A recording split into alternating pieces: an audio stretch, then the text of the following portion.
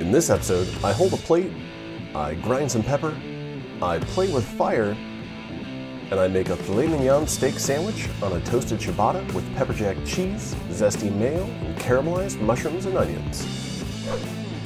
Welcome back to More Approved. I'm James. Today I'm going to be grilling out. I'm going to be grilling an 8-ounce filet mignon, and I'm going to be putting that on a toasted ciabatta with some zesty mayo, pepper jack cheese, fresh tomato, and sauteed mushrooms and onions. So I'm going to take and season up this filet mignon with some freshly ground Tellicherry peppercorns and salt, and then we're going to throw it on the grill. So I'm going to go ahead and season the first side right over here before I put it on the grill. We're going to want to push that into place. So I went ahead and seasoned the other side. Now it's time to use a little bit of spray oil, spray the first side of the steak very generously, and then we're just going to set that into place and close the lid.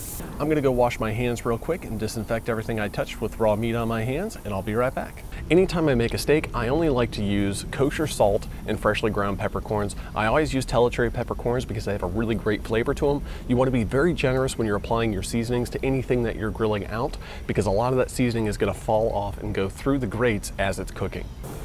All right, we're going to go ahead and just scoop this steak right up there. I think we're about ready to flip. Let's go ahead and check on it. All right, I'm gonna go ahead and flip our steak. Our steak is almost done, so I'm gonna go ahead and toast up our ciabatta. Take your ciabatta, you can use butter or spray oil. Give it a nice little coat, drop it into place. Do the same thing with the bottom. And that's not gonna take very long, so make sure you keep an eye on it, otherwise your bread will burn. All right, our steak is looking pretty good. Let's go ahead and pull that off.